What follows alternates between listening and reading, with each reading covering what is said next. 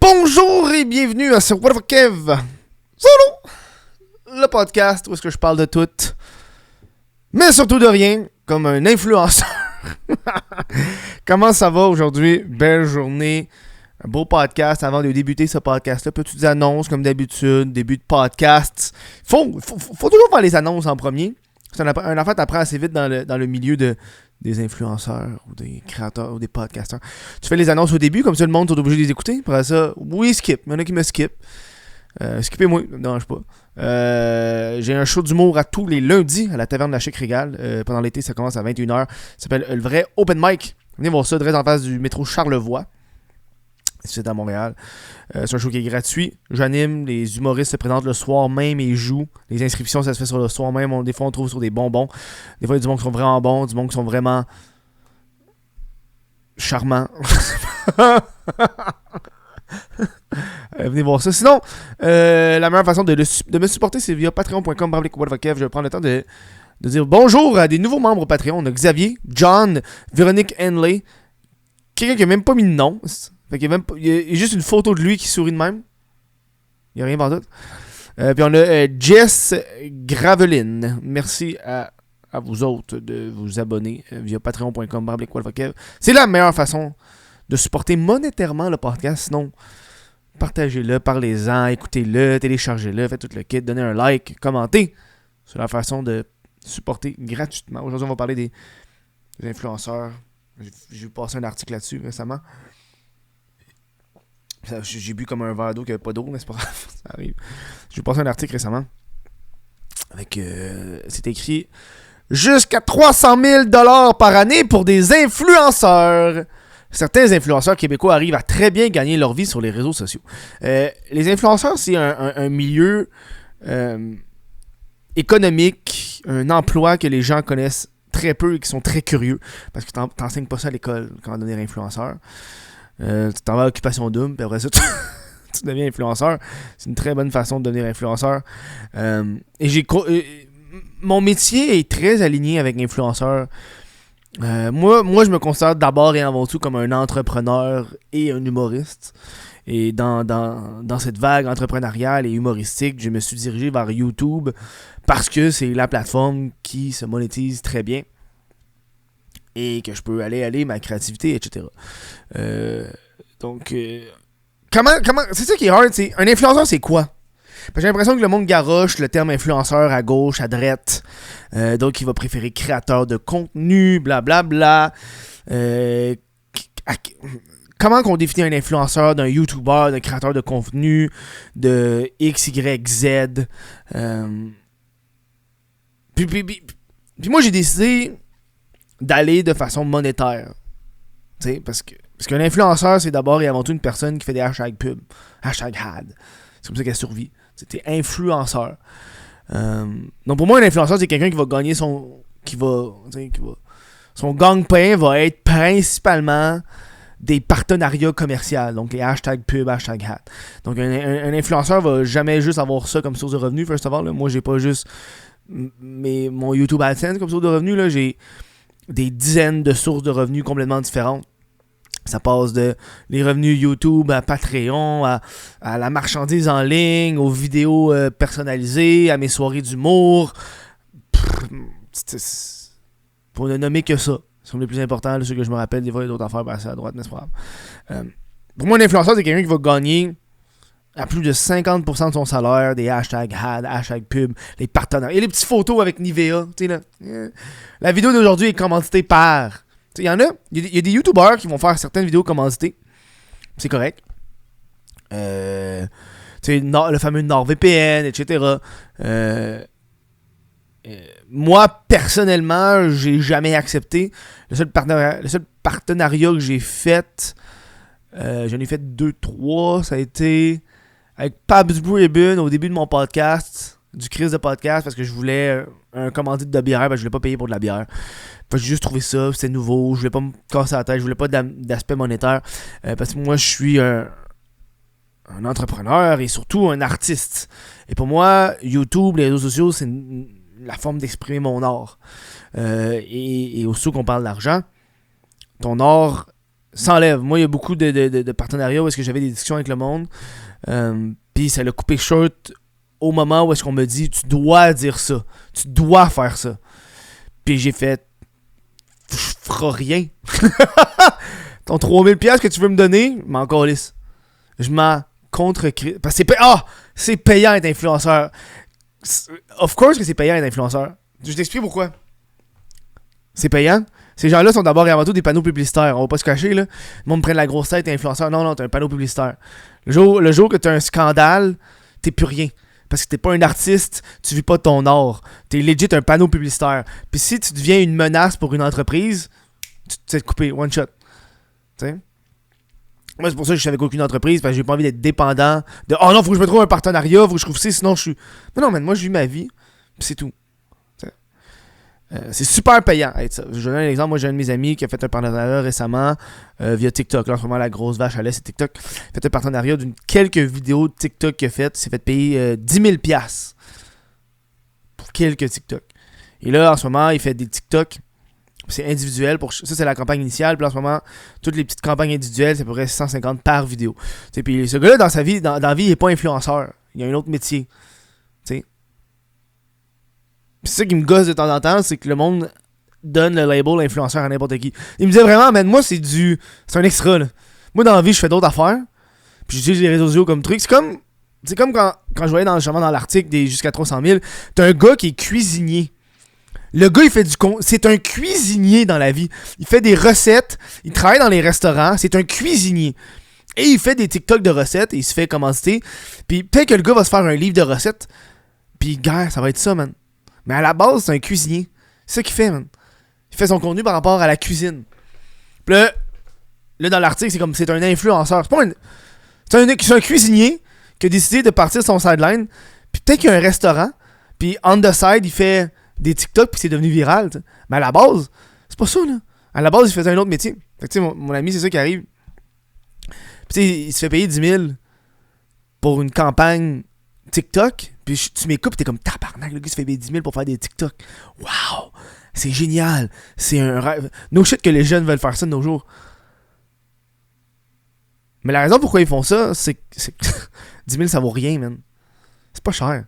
Tu sais, le monde capote parce que les influenceurs se font payer des 300-400$ pour des campagnes. Il y en a qui vont se faire payer des 40 000 pour des TikTok, pour des hashtags pub. Tu sais, easy, là. Moi, là, j'ai peut-être 50... Je crois que j'ai 50 000, 59 000, je sais pas, mais j'ai Instagram. Tu sais, une campagne, un hashtag pub, ça peut être facilement un 4 000, 5 000. Facile. Juste une photo, clap, 4 000, 5 000. Easy. C'est de l'argent facile. Hashtag ad, hashtag pub. Moi, personnellement, ça m'intéresse pas. Mais juste pour te donner une idée. 4 000, 5 000. Tu vas me dire, Kev, c'est ridicule. C'est complètement ridicule que ces gens-là sont payés 4-5 000 pour prendre une photo. Je suis d'accord avec toi. J'ai étudié en publicité. J'ai étudié en marketing. Puis je vais te le dire, que payer 5 000 pour une entreprise, pour qu'une personne qui a 40 000, 50 000 abonnés à Instagram fasse une publication, pour eux autres, c'est un deal. C'est un deal. Parce que l'agence n'a pas besoin. First, elle n'a pas besoin de payer d'employés, elle n'a pas besoin de payer de photographes, de studios, d'éditeurs. Elle n'a pas besoin de payer pour de la pub en tant que telle. Elle n'a pas besoin de payer pour les spots commanditaires, que ce soit sur l'autobus, sur Facebook, blablabla. Pas besoin de payer des modèles. Pas besoin de faire du recrutement. Pas besoin de payer les agents. Elle a juste besoin de payer une personne. 5 000. C'est tout. Pour les agences, là, c'est easy. Même moi, là, je réfléchis à des affaires puis je suis comme, ben, je vais juste donner des shit à des influenceurs, à des gens. Man, moi, j'ai de la merch que j'ai pas vendue puis qui s'accumule en poussière sur ma tablette. J'ai des t-shirts What the fuck Kev avec le design OnlyFans qui s'est vendu, mais je n'ai trop acheté pour le peu que c'est vendu. Puis j'ai donne aux filles qui ont des OnlyFans. Je n'ai envoyé à plein de personnes parce que moi, un t-shirt, ça m'a coûté 10$. Le shipping, il me coûte 10$. Ça me coûte 20$. Puis ça fait de la pub d'une jolie demoiselle qui porte un t-shirt What the fuck Kev sur son Instagram qui peut avoir 5000, 6000 followers. Je t'ai payé 20 000 pour me faire de la pub. Excuse. Ça m'a coûté 20$ pour me faire une pub qui peut avoir un reach minimum de 6000 personnes là, et plus. La personne est super bien. Elle est contente de recevoir. Moi, ça m'a rien coûté. J'ai eu aucun effort. J'ai pas besoin de brainstorm. La personne, elle peut avoir fait 5-6 photos. Elle peut avoir fait du contenu exclusif pour son OnlyFans. J'ai vu des filles qui ont fait ça, qui ont mis les photos avec mon t-shirt sur leur OnlyFans. Moi, je le partage à ma story. Ils sont contentes. Ça m'a coûté 20$. Tu sais? Mais ce qui me fait capoter, c'est que les gens qui ont justement des 200-300 000, faut comprendre que ces gens-là, leur job, encore une fois, je leur dis, c'est des panneaux publicitaires. Puis je pense, rendu là, c'est qu'eux-mêmes, ils se gonflent la tête. Tu sais, puis il y a beaucoup de gens qui se font prendre par ça, malheureusement. Moi, je me rappelle quand j'avais fait, j'avais fait, je pense, le tier list des influenceurs du Québec. C'est une vieille vidéo YouTube, allez voir ça. Parce que Mère de Laval avait fait une tier list, puis là, j'ai repris son tier list, puis j'ai refait à ma façon. Puis je me rappelle, il y avait eu Alicia Moffett. Puis Alicia, j'avais mis dans les D. Tu sais, A, B, C, D, comme les meilleurs influenceurs, puis tu sais, P.O. Baudouin était le dernier, là. Puis j'avais mis Alicia dans les D, puis la raison que j'avais mis dans les D, c'est que je trouvais ça dommage qu'Alicia était une influenceuse alors qu'elle devrait être une chanteuse d'abord et avant tout. Tu sais. Je pense que dans ce moment-là de sa carrière, c'est qu'elle faisait beaucoup de spots, de hashtag pub, pis ces affaires-là, parce qu'elle était devenue. D'où c'est payant. C'est facile d'aller là-dedans. Une entreprise te cogne à ta porte et elle dit je te paye 3000 pour faire ça.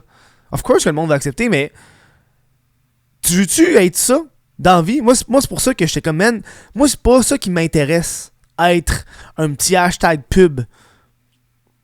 Un porte-parole, ça coûte cher en tabarnak. T'es payé cher en hostie pour être un porte-parole. Tu fais quand même des hashtags pub, etc., mais t'es un porte-parole, t'es le visage de la marque. Tu sais. Les influenceurs te coûtent tellement pas cher. Puis c'est normal que les autres font beaucoup d'argent, tu sais, tu diversifies ton revenu, etc. Puis j'ai aucun doute à croire que ces gens-là peuvent faire 400, 500 000. Tu sais, moi, quand le monde parle d'Elisabeth Rioux comme une influenceuse, pour moi, Elisabeth Rioux, c'est jamais été une influenceuse. Là, c'est une entrepreneuse. D'abord et avant tout, elle a une marque de bikini, puis après ça, elle a su utiliser sa propre image pour vendre ses bikinis. C'est du génie à l'état pur de façon commerciale. T'as même pas besoin de payer une troisième personne. C'est génial. Elle booste elle-même sa notoriété. Et en même temps, tu sais, ça fait qu'elle a sa propre compagnie de bikini, de sous-vêtements. Puis en plus, elle peut se faire payer par Tesla pour faire ou par BMW pour faire des posts sur Instagram. Tu sais? Mais moi, c'est parce que j'ai eu beaucoup d'approches de compagnies de vêtements. T'sais, on dit, on va. First of all, il y a toujours des compagnies connes qui vont contacter des gens comme moi pour dire, hey, je t'envoie une affaire, puis fais une story avec. Puis je suis comme, non. Tu sais, ou veux-tu faire une vidéo pour nous. Tu sais, je suis comme, man, t'es pas. J'ai pas le goût. Puis ça fait que les influenceurs, ils reçoivent énormément de cadeaux, puis ça fait comme un servicieux parce que le monde, il envoie des shit aux influenceurs dans l'espoir que les influenceurs fassent des stories là-dessus. Tu sais, moi, j'avais travaillé avec une compagnie qui avait fait une serre pour faire pousser du pot. J'avais accepté parce qu'il me donnait une serre d'une valeur de 2000$. J'ai comme Chris. J'avais vu la serre, je l'ai eu. Vous l'avez vu, la serre, là, j'ai fait pousser des légumes dedans pendant un bon bout. Puis la serre, c'est ma mère qui l'a. J'ai donné la serre à ma mère, puis ma mère, elle a full le fun parce qu'elle jardine l'hiver, puis elle capote, genre, c'est fucking cool, puis elle est toute contente, genre. Parce que moi, ça prenait de la place aussi dans mon studio, là. Tu sais. Puis la nouvelle génération d'influenceurs avec justement TikTok, avec X, Y, Z, c'est rendu intense. Puis surtout que le gouvernement, en ce moment, c'est une hostie de passe-droit parce que les gens, des fois, ils s'en rendent pas compte que c'est de la pub. C'est ça qui me fait chier un peu avec le métier d'influenceur, c'est souvent quand les gens deviennent des influenceurs, ils ont pas de jugement. Ou de sens critique honnête. Tu sais, ta job à toi, là, c'est de faire tes recherches sur l'entreprise qui te contacte. T'sais, on a vu passer des influenceurs qui ont passé des messages ou des trucs pour faire maigrir qui marchaient pas ou des trucs qui scammaient. Tu sais, il y avait les hosties de genre de faux AirPods qui vendaient, puis il y a comme plein d'influenceurs qui ont commencé à faire des pubs là-dessus parce qu'eux autres s'en calissent, les influenceurs, de ton produit. Si tu leur payes assez cher, ils vont se fermer la gueule puis ils vont dire que c'est bon. Puis moi, c'est ça que j'haïs de ce truc-là. C'est des panneaux publicitaires puis les gens, ils gobent ça. Puis c'est pas assez... C'est pas assez critique. Parce que les gens veulent pas perdre l'argent qu'ils leur donnent. Tu sais, of course que tu vas dire que c'est bon si tu payes 5000. Tu sais? Moi, c'est pour ça que je refuse ces choses-là. Quand j'avais fait ma vidéo à Oka, ils m'ont donné beaucoup de choses, mais je voulais pas aller du sens 100% honnête. C'est pas ça le but. T'sais, le but, c'est toujours être critique. T'sais, pour moi, c'est important de toujours dire des choses positives et négatives dans n'importe quelle condition pour montrer que, gars, man, c'est rien de parfait. T'sais. Puis au Québec, surtout, l'arrivée des podcasts, les podcasts, il y a beaucoup de gens qui deviennent des influenceurs de podcasts. Parce que ils vivent leur podcast, fait qu'ils survivent, mais ils vendent beaucoup de publicité dans leur podcast. Ça fait qu'ils survivent grâce à ça. Puis c'est correct, tu sais. Mais man, tabarnak, y en a-tu en esti? Toutes les hosties de podcasts sexuels sont commencés par Eros et compagnie. Puis même, le plus gros podcast sexuel, c'est une des propriétaires, les gros propriétaires de Eros et compagnie qui l'a, tu sais. Fait que, posez-vous pas de questions, là. Parce que ça coûte pas cher faire la publicité d'influenceurs. Ils pourraient augmenter leur prix tellement parce qu'ils savent pas la valeur de question. Tu sais, je suis ouvert à l'idée de faire des hashtags pub moi dans la vie, mais je connais ma valeur, je n'ai jamais fait. Je n'ai jamais fait. Fait que vu que je n'ai jamais fait, mon prix va être cher en tabarnak. Genre pour de vrai, là. Moi j'avais contacté quelqu'un, je pense qu'il y a une personne qui m'a dit combien tu chargerais pour un hashtag pub dans une vidéo YouTube, j'ai répondu 10 000. Mais voyons donc, c'est cher, mais ouais, mais dude, je l'ai jamais fait. Je n'ai pas fait. T'as une exclusivité, je sais qu'est-ce que les gens aiment, j'ai des contenus qui sont assez uniques. Tu sais, les gens ils cliquent sur mes vidéos parce qu'ils savent que j'ai quelque chose de différent par rapport au YouTube en ce moment. En ce moment, YouTube, tout le monde fait tout pareil, esti. Tu sais, on est rendu que, tu sais, Occupation Double, ça crée des influenceurs. Littéralement, là, c'est une école d'influenceurs. Tu sors de là, t'as des abonnés, on fait des hashtags pub. L'agence pogne 20%, merci, bonsoir. Tu sais. Puis t'as beaucoup l'aspect de... C'est facile faire de l'argent avec ça, malheureusement c'est très facile. Mais on est encore jeune, ça fait peut-être une dizaine d'années que le monde des influenceurs existe. Concrètement, là, tu sais. Puis il y en a beaucoup qu'on sait plus qu'est-ce qu'ils font dans la vie, tu sais. Tu sais, pour moi, une créatrice OnlyFans, c'est pas une influenceuse, elle fait pas ça. Son métier dans la vie, c'est pas de faire des hashtags ad, là, c'est que tu payes son OnlyFans, puis là, elle va dire... Puis là, tu envoies une photo de sa queue, puis elle va rater ta queue de 1 à 10. J'ai vu ça comme service sur des OnlyFans, puis j'étais comme... C'est écrit Dick Rate. Ça me fait rire en tabarnak. Ce service-là. Puis le pire, c'est que le trop conducteur, c'est même pas elle qui le voit, là. C'est pour le vrai, j'ai pas envie de vous décevoir, les boys qui ont des OnlyFans, mais il y a beaucoup de... Quand une fille a un OnlyFans, puis elle est dans le top 5%, là, puis elle fait fucking de cash avec... Elle paye quelqu'un qui répond au message à sa place. Je m'excuse de te le dire, mais c'est vrai. Je connais du monde qui font ça. Je connais du monde qui c'est ça leur job. Ils répondent aux messages des dudes horny sur les OnlyFans des filles.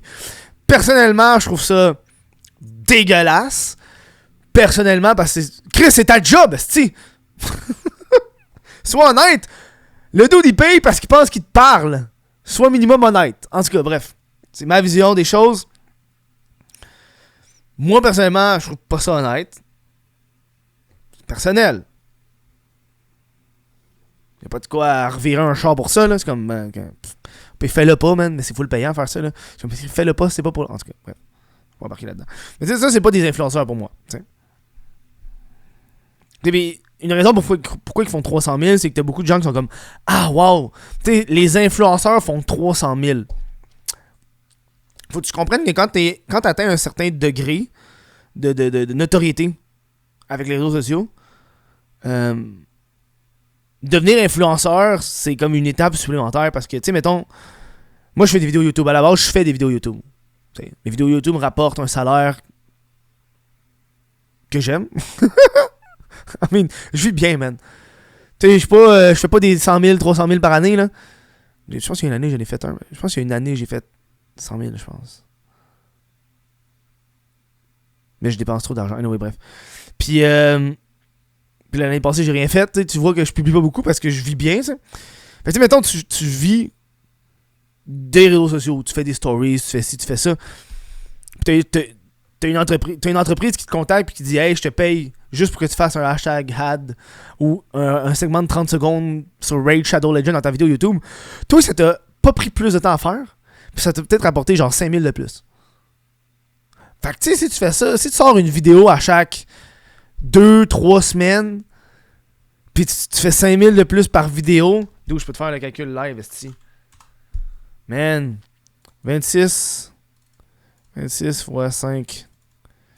Juste ça, c'est 130 000 par année, là. Tu sais, mettons, à chaque 2 semaines, t'as un commanditaire sur une vidéo YouTube, puis tu charges 5 000, c'est fait 130 000 par année. De plus! Avec un effort minime. Fait que c'est pour ça que le monde capote sur le métier d'influenceur, tu sais. Puis c'est pour ça que moi, je vais jamais devenir influenceur, parce que ma liberté artistique vaut tout l'or du monde.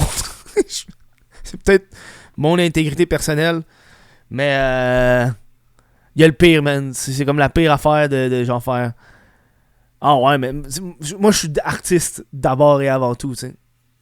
L'argent, c'est le fun. Ça me permet de vivre et de faire ce que je veux, mais honnêtement, je vis comme un retraité, là. Moi, j'ai grindé, je l'ai fait, mon grind. Je l'ai atteint, mes 140 000 YouTube. Je l'ai atteint, mon revenu passif. Je l'ai atteint, man. Je l'ai. Fac. Si je peux faire une vidéo YouTube, tu sais, ma vidéo que je viens de sortir sur Enfin Libre, pour de vrai, ça m'a pris 3 semaines que j'ai commencé à écrire, à faire mes recherches. Ça m'a pris 3 semaines à faire. Puis j'étais juste comme. Puis là, j'ai sorti, ça va bien, un gros boom d'argent, tu sais. De views, etc. Ça fait quand même presque déjà 200 000 vues en peut-être en 3-4 jours, tu sais. Je suis comme fuck yeah, tu sais. Je pense que c'est une des vidéos que j'ai faites qui a le plus de views, ça va quasiment dépasser Guylaine, le documentaire sur Guylaine, tu sais. Mais je l'ai fait parce que j'avais le goût de le faire. J'aurais pu faire les hosties de vidéos que tout le monde fait, puis faire un hashtag pub, puis me faire full de cash. Mais je suis pas influenceur. Je suis artiste et j'aime faire des choses nouvelles. Là, en ce moment, là, je travaille sur une nouvelle vidéo. Ça m'a comme donné un boom d'énergie, là, faire la vidéo sur Enfin Libre, sur Isaac. Puis là, j'arrête de faire une vidéo sur les sectes au Québec. J'ai comme pogné un buzz, là, je suis en train de checker ça, les sectes au Québec. En fait, j'ai envie de faire des concepts un peu plus différents des autres, là, parce que, man, j'écoute aucune vidéo YouTube, parce qu'en ce moment, le YouTube, c'est juste 2 affaires, là. C'est des podcasts, puis du monde qui copie des affaires anglophones, des américaines, là. Oh, j'ai le pire restaurant au Québec, ou pire restaurant au Canada, tu sais. On l'a tous déjà vu ça 40 000 fois, là, fine, là. Je comprends que tu veux chier des vidéos, mais t'es pas unique, là. Tu sais. Pas si c'est limite un peu, là. Je dis pas que je suis 100% unique, puis je suis le maître incontesté de YouTube, mais j'essaye au moins de faire de quoi de différent. Hein? 24 heures menotté! Oh, ta gueule, c'est... Le problème avec ces gens-là, c'est que les influenceurs, etc., ils recherchent beaucoup trop les clics. C'est une grosse dopamine, là, c'est fou, là. Puis, tu sais, malheureusement, ben... I mean... Souvent, c'est pas ces gens-là qui se font inviter dans des affaires, parce que souvent, ces gens-là, ils ont beaucoup d'amertume, j'ai remarqué. Tu sais, ils sont comme... Hey, pourquoi... Moi, je fais des vidéos YouTube, puis j'ai 200-300 000. Je me fais pas inviter à telle affaire. J'ai le journal, je me fais pas passer en entrevue. Mais t'as comme un gars qui a fait un reportage sur une affaire random qui a eu peut-être 15 000 vues, mais là, il en parle à la radio puis à la TV. Ben d'autres, parce que eux autres, ils ont été uniques. Toi, t'as juste recopié la même shit qui se passe. Le monde sont pas caves, ils savent qu'est-ce que vous faites. Tu sais? Moi, dans la vérité, tout le monde veut devenir influenceur. Tu sais, moi, je parlais avec des jeunes. À un moment donné, je pense que c'était... Je parlais pas des jeunes, je parlais à des parents qui me disaient « Ouais, mes enfants veulent devenir des influenceurs. » Puis j'ai entendu ça, puis j'étais comme « Tabarnak. » Parce que quand le monde me dit « Ouais, je veux faire ce que tu fais dans la vie. Ça a l'air le fun de faire des vidéos YouTube. » Ouais, mais dude, c'est pas juste... Le monde veut juste être connu. C'est ça. À la fin, c'est juste qu'à ça, être connu, c'est plus être acteur de cinéma, c'est plus être humoriste, c'est plus être auteur, écrivain, c'est être influenceur. C'est juste ça. Puis c'est à la portée de tout le monde. Tu sais, c'est comme... je pensais à ça cette semaine. J'ai comme... En ce moment, il y a tellement de podcasts. Il y en a beaucoup, là. Sinon, vous écoutez un podcast, puis je parle qu'il y a beaucoup de podcasts. Moi, un podcast, je le trouve un petit peu unique. Tu sais, c'est moi qui parle en bas de 30 minutes. C'est un petit amuse-bouche. Bref, je suis en train de penser, parce que je l'ai eu pendant un bon bout de mon podcast. Le crise de podcast avec des invités. Puis j'ai remarqué en ce moment, le podcast, c'est pas mal juste du monde qui invite des gens qui ont fait des choses. Ça me fait rire un peu, cette affaire-là de genre... Le monde devient connu parce qu'il invite du monde qui font des affaires. C'est comme, ah oui, t'as fait ça. Oui, mais eux autres, ils ont fait ça, là. Faites des affaires. C'est pour ça que je suis plus dans l'optique des podcasts à inviter. Ce podcast, je l'aime ça parce que celui-là, je l'aime bien parce qu'il est relax, il me prend pas beaucoup de temps, puis je plug mes shit. Ça me fait genre 20$. Je suis content. C'est 20$ facile. Bref, hey, gros podcast sur les influenceurs. Merci d'avoir écouté ce merveilleux podcast. Est-ce que vous autres aussi, vous êtes influenceurs? J'espère que non. Je vais prendre le temps de remercier les membres Patreon, sans qui ce podcast-là ne pourrait pas vivre, littéralement. Puis je tiens à dire que c'est pas tous les influenceurs qui font 100 000, 300 000, il y en a qui font 50 000, il y en a qui font d'autres affaires. C'est dans la vie, là.